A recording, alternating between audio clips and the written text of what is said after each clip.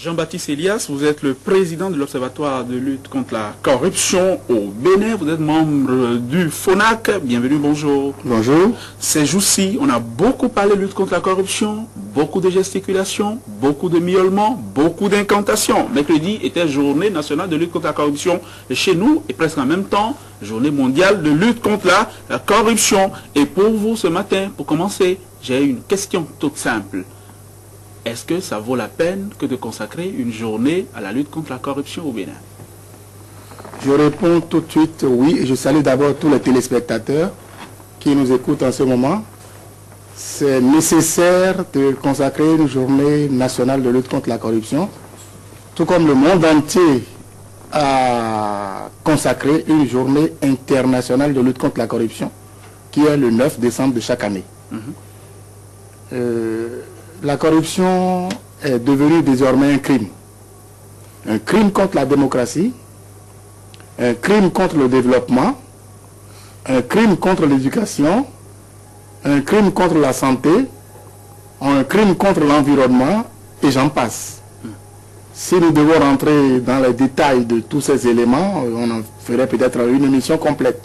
Mais très rapidement, compte tenu du caractère très grave que constitue la corruption dans le monde entier, et particulièrement dans les pays en développement comme le Bénin, il était nécessaire réellement de mettre un jour où on devrait pouvoir réfléchir, faire la pause et se poser des questions de savoir où allons-nous, comment allons-nous faire pour que les actions de développement puissent se faire. Voilà pourquoi c'est nécessaire de choisir un jour pour célébrer les éléments constitutifs ou parler de la corruption en général.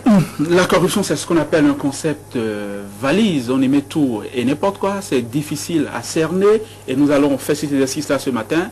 Déjà définir ce que c'est que la corruption. J'ai souvent l'habitude de dire que quand je suis sur un plateau, je voudrais que tous les téléspectateurs puissent comprendre le langage. Je vais mettre de côté toutes les définitions scientifiques de la corruption pour dire tout simplement à tout le monde de comprendre qu'aujourd'hui, la corruption égale tout ce qui est pourri. Tout ce qui est pourri signifie corruption. Pourriture, politique. Dans tous les domaines. Nous avons la corruption en période électorale, nous y arriverons dans les prochains mois. C'est prévu, c'est décrit et nous connaissons donc tout ce qui concerne les contours de cette corruption en période électorale. Nous avons fait, il y a quelques mois, une enquête pour publier dans les prochains jours le livre blanc sur l'état de la corruption au Bénin. Et il est clairement défini dans ce document que des Béninois ont été approchés et ont été corrompus en période électorale. Ensuite, nous avons les détournements de deniers publics, qui constituent également une corruption. Et vous savez très bien qu'à divers niveaux, la corruption, c'est-à-dire les détournements de deniers publics, se font aujourd'hui de façon exponentielle. Nous avons la corruption au niveau des marchés publics. Les marchés publics constituant le gros lot de dépenses de l'État. Ce sont des centaines de milliards de francs CFA qui y passent. Vous avez suivi les différents scandales que nous avons connus dans ce pays, dans le domaine des marchés publics. L'affaire Sensad que vous avez connue, qui comporte 7 volets, et dont on n'a parlé que d'un seul volet à ce jour. Je vous dis bien, il y a 7 volets dans le dossier Sensad. On n'a parlé que d'un seul volet.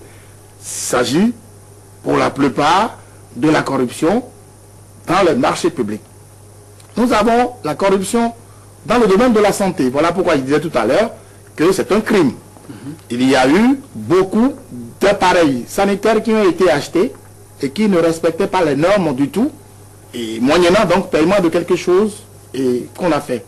Il y a eu des cas où des marchés publics, pour doter le service de santé d'un certain nombre d'éléments, n'ont pas été respectés, etc., etc. Donc si on doit aller dans les détails, on en finirait par aujourd'hui. Oui, la corruption, c'est de la pourriture. Pour en parler, vous vous pincez le nez, soit vol, prévarication, détournement de deniers publics, Mais quel est l'état de la corruption au Bénin? Vous avez dit, vous commettrez un ouvrage, mais avant ça, en avant-première. Quel est l'état de la corruption en République du Bénin? Nous sommes quoi? Le 10 décembre 2010. Malheureusement, la corruption s'est intensifiée. Et il faudrait le dire. Ça s'est intensifié parce que nous, à l'Observatoire de lutte contre la corruption, et même dans toutes les organisations de la société civile qui luttent contre la corruption, on a cherché à savoir pourquoi la corruption a pris encore de l'ampleur. Chaque année, ça s'amplifie. Et pourtant, le travail se fait. Alors, la réponse à cette question est ceci, c'est l'impunité. Le règne de l'impunité. Tous ceux qui ont été décelés comme étant coupables d'un certain fait qualifié de corruption n'ont pas été punis à ce jour, ni sur le plan administratif, ni sur le plan pénal. Souvenez-vous, on a sorti un certain nombre de dossiers entre 2006, 2007, 2008. Plus de 35 dossiers de présumée corruption, puisque quand la justice ne s'est pas prononcée, on continue de dire toujours présomption. Il y a toujours présomption d'innocence. Oui. Plus de 35 dossiers se trouvent aujourd'hui au niveau de la justice, et ça fait plus de 2 ans et demi, 3 ans, on n'a jamais traité ces dossiers-là, si bien que les présumés coupables continuent toujours de courir, de couler douce, de ce qu'ils ont fait. Et quand ça se passe comme ça, le public dit, mais bon, comment lui il a fait, on lui a rien dit, mais je vais faire aussi. Nous constatons aujourd'hui que la corruption s'est décentralisée avec la décentralisation. Au niveau des communes, ce qui se fait aujourd'hui est très grave. Au niveau même du bas peuple, au niveau des enseignants, au niveau des agents de santé, au niveau des agents de l'État, toutes catégories confondues, basse classe, la corruption a pris de l'ampleur à ces niveaux-là. Souvenez-vous, je confirme, que pour aller au CEPE, le premier diplôme, n'est-ce pas, de l'enseignement, CEPE, si l'on peut dire, oui, le premier diplôme. Il est demandé de donner 500 francs pour frais de quittance pour aller à l'examen. Il y a des directeurs d'école qui ont exigé 27 fois ce montant aux élèves, 13 500 avant de les présenter à l'examen, alors que l'officiel, c'est 500 francs qui est demandé. Alors, quand à ce niveau-là, déjà, ça se passe comme ça, oui. Eh bien, c'est malheureusement partout. La corruption qui s'est infiltrée dans les ports de la société, de la République, en même temps, mais est-ce que vous autres avez les instruments pour mesurer? Quand vous dites, oui, il y a une hausse certaine de la corruption, ça va en galopant, en grandissant, sur quoi est-ce que vous vous fondez? C'est juste des impressions. Non, pas du tout, pas du tout. Il y a des calculs économiques qui se font. Il y a également des schémas qui se font. Et il y a donc, comment dirais-je, une équation qui est mise en place et qui permet donc d'apprécier. C'est scientifique ce qui se fait. Très bien. Alors, oui. Je ne sais pas si... Nous n'avons pas les éléments ici, nous n'avons pas les instruments ici. Nous allons vous laisser avec vos calculs et vos équations. Mais vous avez dit, la corruption elle est galopante. Vous avez dit, il y a culture de l'impunité. Mais à qui la faute? La faute, malheureusement, est à tous les niveaux. Je vais expliquer. D'abord, au niveau de la justice, pour être plus concret, j'aime être concret. Les 35 dossiers dont j'ai parlé tout à l'heure sont arrivés au niveau du gouvernement. Le gouvernement les a envoyés au ministre de la Justice. Le ministre de la Justice les a envoyés au procureur général par la Cour d'appel de Cotonou. Le procureur général par la Cour d'appel de Cotonou les a envoyés au procureur de la République. Le procureur de la République les a envoyés maintenant au niveau de la police et de la gendarmerie pour préparer... Oui, allez-y. Pour préparer les enquêtes préliminaires.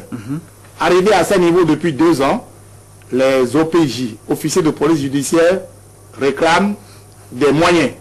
On dit il nous faut voiture, il nous faut ordinateur, il nous faut papier, il nous faut per diem. Et ces moyens ne sont pas encore donnés par l'État. Deuxième élément, d'autres cas de corruption ont été connus et on a envoyé les dossiers au niveau du ministère de la fonction publique pour que des sanctions administratives soient prises. Conseil de discipline. Oui. À ce jour, la plupart de ces conseils de discipline n'a pas été mis en place. Et là, Ce n'est pas forcément une affaire d'argent. C'est une affaire d'hommes. Et ce sont les hommes qui sont au niveau du ministère de la fonction publique et du travail qui n'ont pas fait ce qu'il faut faire. C'est une affaire de volonté politique, c'est une affaire d'hommes. C'est ce que vous nous expliquez. Absolument, c'est une affaire d'hommes et une affaire de politique. Je ne vous laisserai pas partir avant de vous avoir fait cette question-ci, qui est une question joker. Vous pourriez ne pas répondre. Je répondrai à toutes les questions, si c'est possible. Je connais quelqu'un qui vous cherche et qui vous attend de pied ferme, Jean-Baptiste Elias. Je crois que c'est la directrice d'un des groupes de l'EPP Agla Relazunto. Est-ce que vous irez encore par là-bas? Oh, ben écoutez, ça ne nous fait pas peur. D'abord, je voudrais rappeler à tous les téléspectateurs que l'Observatoire de lutte contre la corruption est doté de tous les moyens pour aller partout où les fonds publics sont gérés. Je n'ai pas voulu répondre à cette dame qui a crié mon nom partout.